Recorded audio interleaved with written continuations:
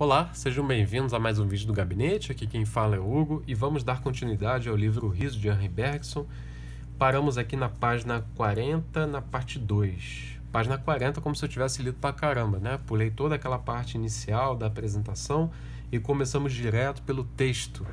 E parei bem no finalzinho aqui da parte 2, e vamos, da parte 1, quer dizer, para que a gente possa retomar esse vídeo aqui já na parte 2. Vamos lá. Abra o seu livro e acompanhe, por favor, a leitura comigo. Um homem, correndo na rua, tropeça e cai. Os passantes riem.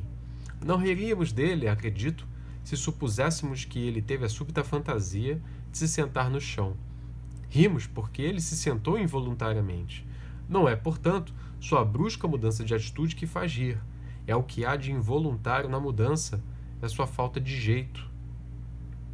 Talvez houvesse uma pedra no meio do caminho.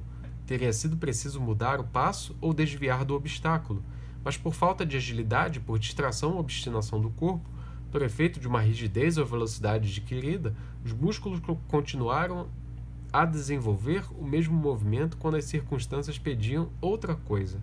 É por isso que o homem caiu, é disso que os passantes riem. Vejamos agora uma pessoa que se ocupa de suas tarefas cotidianas com uma regularidade matemática. Ocorre, no entanto, que os objetos ao seu redor foram trocados de lugar por um gozador. A pessoa mergulha sua pena no tinteiro e a retira com lama. Quer sentar-se em uma cadeira firme e se estatela no chão. Age, enfim, de modo absurdo ou gira em falso, sempre pelo efeito de uma velocidade adquirida. O hábito imprimiu o impulso quando teria sido necessário parar o movimento ou dar-lhe uma nova direção. Mas não, continua-se maquinalmente em linha reta. A vítima desta farsa está, portanto, em uma situação análoga àquela do homem que corre e cai. Ela é cômica pela mesma razão. O que há de risível em um caso como no outro é a existência de uma certa rigidez do mecânico, onde gostaríamos de encontrar a agilidade e a flexibilidade viva de uma pessoa. Entre os dois casos, a única diferença é que um se produziu por si mesmo, enquanto o segundo foi obtido artificialmente. Lá o passante nada mais fez do que observar. Aqui o gozador experimenta. Nos dois casos, entretanto, é uma circunstância exterior que determina o efeito. O cômico é acidental, portanto. Permanece, por assim dizer, na superfície da pessoa. Como poderia penetrar seu interior? Seria preciso que a rigidez mecânica se revelasse sem ter necessidade de um obstáculo exterior colocado diante de si pelo acaso das circunstâncias ou pela malícia dos homens. Seria preciso que ela retirasse de seu próprio fundo, por uma operação natural, a ocasião constantemente renovada de manifestar-se no exterior. Imaginemos um espírito sempre voltado para o que acabou de fazer, nunca para o que está fazendo, como uma melodia atrasada em relação ao seu acompanhamento.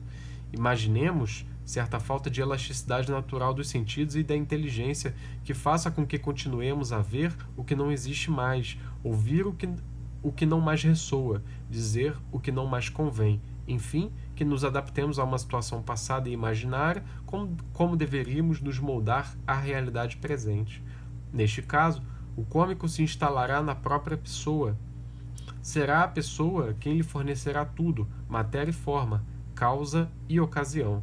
Não é de se estranhar, portanto, que o distraído, pois este é o personagem que acabamos de descrever, sempre tenha estimulado a verve dos comediantes.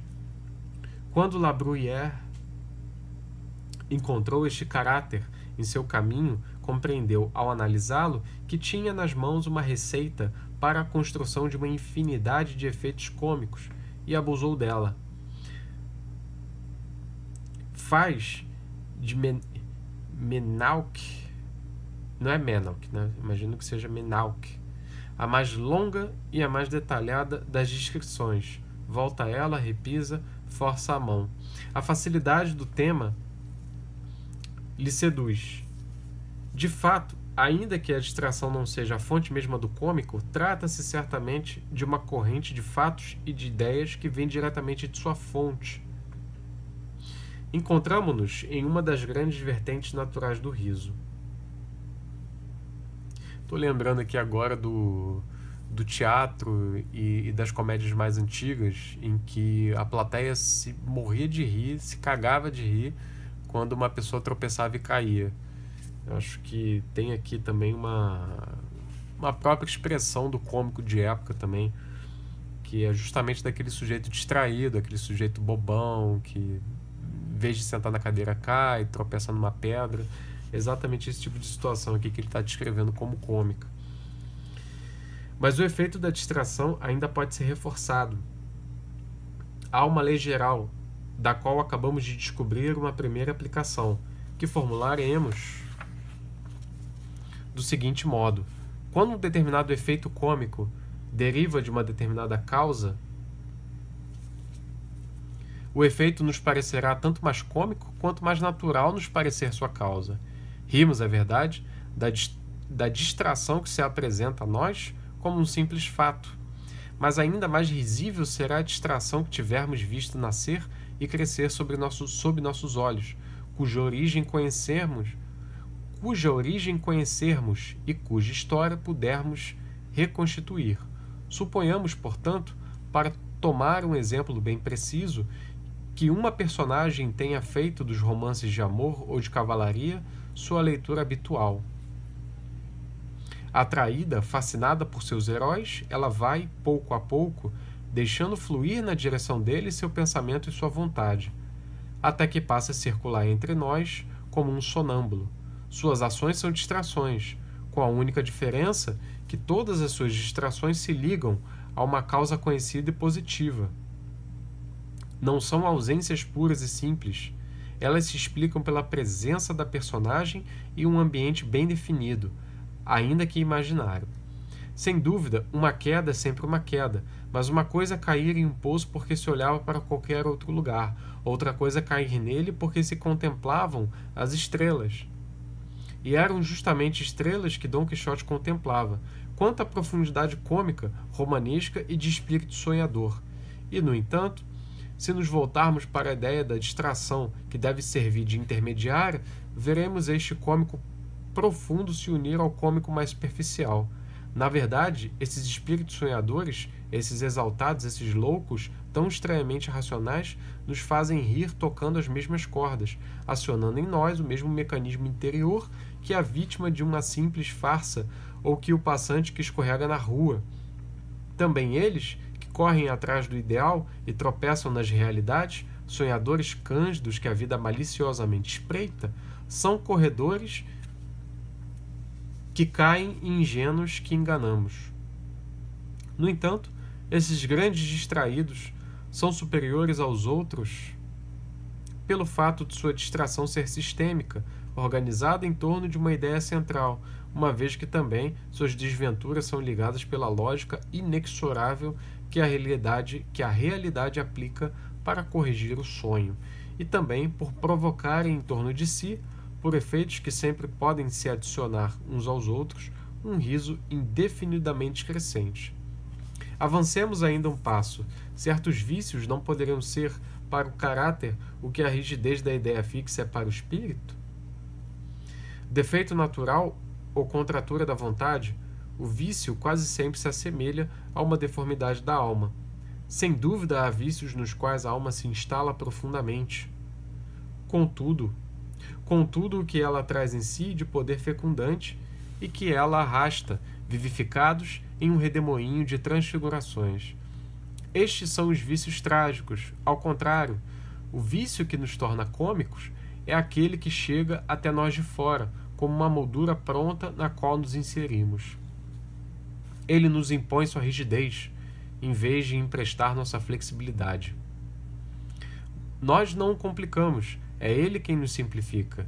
Nisto, justamente, parece residir, como procuramos mostrar em detalhe na última parte deste estudo, a diferença essencial entre a comédia e o drama.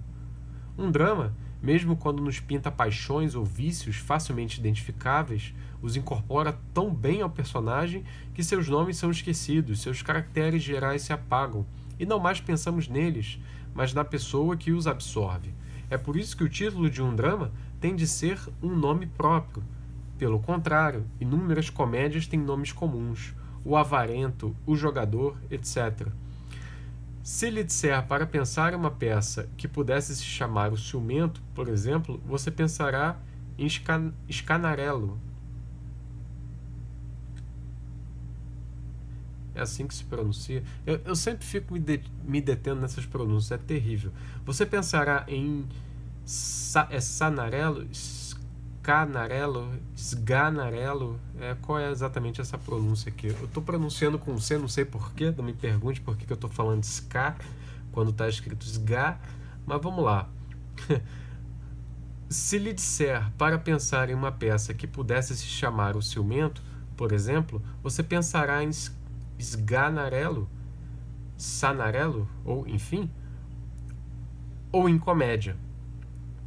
É que por mais que um vício cômico possa se unir intimamente às pessoas, nem por isso deixa de conservar sua existência independente e simples. Ele permanece a personagem central, invisível e presente, que suspende da cena as demais personagens de carne e osso.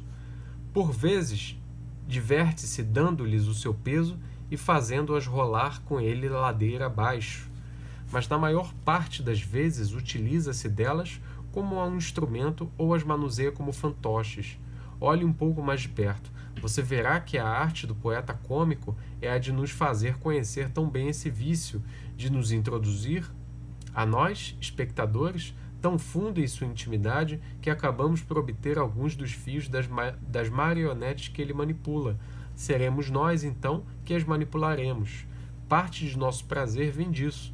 Sendo assim, também aqui é uma espécie de automatismo que nos faz rir, e um automatismo bastante próximo da simples diversão.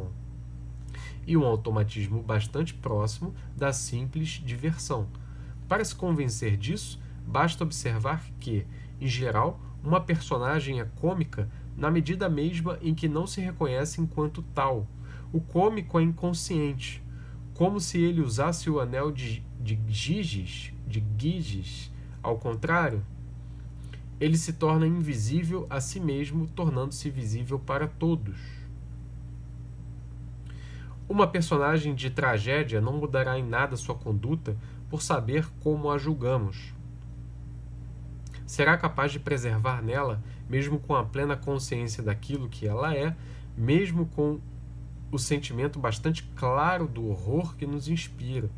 Mas um defeito ridículo, desde que ele se sinta ridículo, tenta se modificar, ao menos exteriormente. Se Harpagon nos visse rir de sua avareza, não digo que se corrigiria, mas a mostraria menos, ou a mostraria de outro modo. E é sobretudo nesse sentido, digamos desde já, que o riso castiga os costumes. Ele faz com que de imediato tentemos parecer aquilo que deveríamos ser, o que, sem dúvida, acabaremos um dia por ser verdadeiramente. Por ora, é inútil nos estendermos mais nesta análise. Do homem que corre e cai ao ingênuo, que é enganado, do engano à distração, da distração à exaltação, da exaltação às diversas deformações da vontade, do caráter, acabamos de seguir o progresso pelo qual o cômico se instala cada vez mais profundamente em uma pessoa, sem deixar, no entanto, de sugerir, nas suas manifestações mais sutis, algo que percebíamos nas formas mais grosseiras, um efeito de automatismo e de rigidez. Podemos, assim, obter uma primeira visão, é verdade que tomada à distância e ainda vaga e confusa, do lado risível da natureza humana e da função mais comum do riso. O que a vida e a sociedade exigem de cada um de nós é uma atenção constantemente alerta, capaz de discernir os contornos da situação presente, e também certa elasticidade do corpo e do espírito, pela qual possamos nos adaptar a ela. Tensão e elasticidade, eis as duas forças complementares entre si, colocadas em ação pela vida. O corpo carece em grande medida delas? Seguem-se os acidentes de todos os tipos, as deformidades, a doença. Faltam ao espírito? Seguem-se todos os graus de pobreza psicológica, todas as variações da loucura. Ao caráter, por fim, temos as profundas inadaptações à vida social, fonte de miséria e, por vezes, de crime. Uma vez descartadas estas inferioridades que comprometem profundamente a existência, e elas tendem a ser eliminadas naquilo que chamamos da luta pela vida, a pessoa pode viver e viver em comunidade com outras pessoas. Mas a sociedade pede ainda mais. Não basta viver, é preciso viver bem. Agora, o que ela teme é que cada um de nós, satisfeito em estar atento ao que é essencial à vida, se deixe levar, quanto ao resto, pelo automatismo fácil dos hábitos adquiridos. O que ela também deve temer é que os membros que a compõem, ao invés de tenderem a um equilíbrio cada vez mais delicado entre vontades que se insinuariam cada vez mais umas às outras, contentem-se em respeitar as condições fundamentais desse equilíbrio. Não lhe basta o acordo estabelecido entre as pessoas. Ela deseja um esforço constante de adaptação recíproca.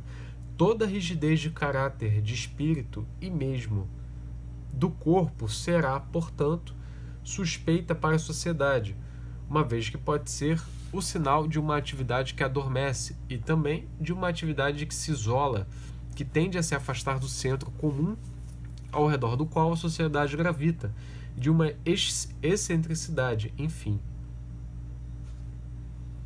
Neste caso, no entanto, a sociedade não pode intervir com uma repressão material, uma vez que ela não é atingida materialmente. Ela se vê em presença de algo que a preocupa, mas apenas enquanto sintoma, quase uma ameaça, no máximo um gesto. Será, portanto, com um simples gesto que ela responderá. O riso deve ser algo desse gênero, uma espécie de gesto social. Pelo temor que inspira, reprime as excentricidades. Mantém em constante alerta e em contato recíproco determinadas atividades de ordem acessória que correriam o risco de se isolar e se entorpecer. Dá maleabilidade, enfim, a tudo que pode subsistir de rigidez mecânica na superfície do corpo social. Sendo assim, na medida em que persegue inconscientemente e mesmo imoralmente, em muitos casos específicos, o objetivo útil de um aperfeiçoamento geral, o riso não provém da estética pura. Possui, no entanto, algo de estético, uma vez que o cômico nasce no momento preciso em que a sociedade e os indivíduos, livre dos cuidados com sua conservação, começam a se tratar a si mesmo como obras de arte. Em uma palavra, se traçarmos um círculo ao redor das ações e disposições que comprometem a vida individual ou social e que se corrigem a si mesmas por suas consequências naturais, resta para ela desse terreno de emoção e de luta, em uma zona neutra na qual o homem se dá simplesmente em espetáculo ao homem, uma certa rigidez do corpo, do espírito e do caráter que a sociedade gostaria ainda de eliminar para obter de seus membros a maior elasticidade e a mais alta sociabilidade possíveis. Essa rigidez é o cômico e o riso é a sua correção. Então acho que vale a pena que ler de novo, porque esse final de parágrafo foi super importante. Em uma palavra que na verdade é uma frase enorme de várias linhas. Em uma palavra, se traçarmos um círculo ao redor das ações e disposições que comprometem a vida individual ou social e que se corrigem a si mesmas por suas consequências naturais, resta, para além desse terreno de emoção e de luta, em uma zona neutra na qual o homem se dá simplesmente em espetáculo ao homem, uma certa rigidez do corpo, do espírito e do caráter que a sociedade gostaria ainda de eliminar para obter de seus membros a maior elasticidade e a mais alta sociabilidade possíveis. Essa rigidez é o cômico e o riso é a sua correção. Evitemos, no entanto, pedir a esta fórmula simples uma explicação imediata de todos os efeitos cômicos. Sem dúvida, ela convém a casos elementares, teóricos, perfeitos, nos quais o cômico aparece sem qualquer mistura. Mas o que desejamos, sobretudo, é fazer dela o leitmotiv, ou seja, né, o motivo, uma espécie de mola condutora. Né? Imagino que a raiz dessa palavra seja, não sei se é gótico ou exatamente anglo-saxônica, mas quando ela aparece está se referindo a uma causa ou mola condutora ou motivo principal. Eu imagino que seja, se não me engano é esse o motivo. É fazer dela o leitmotiv que acompanhará todas as nossas explicações. É preciso tê-la sempre em mente sem, no entanto, insistir nela demasiadamente. Um pouco como o bom esgrimista, deve pensar nos movimentos descontínuos aprendidos nas aulas, enquanto seu corpo se abandona à continuidade do golpe. Daqui em diante, será a continuidade mesma das formas cômicas que procuraremos restabelecer, retomando o fio que vai das caretas do palhaço aos jogos mais refinados das comédias, seguindo este fio nas suas reviravoltas quase sempre imprevistas, parando de quando em quando para olhar ao nosso redor, ascendendo, enfim, quando possível, ao ponto em que o fio é suspenso e no qual talvez nos apareça, uma vez que o cômico balança entre a vida e a arte, a relação geral entre a arte e a vida. Vamos dar uma pausa aqui, vamos concluir essa parte e na próxima a gente volta aqui e retoma da 3. Tá bom, gente? Até lá, um abraço e obrigado pela sua atenção e paciência. Tchau, tchau.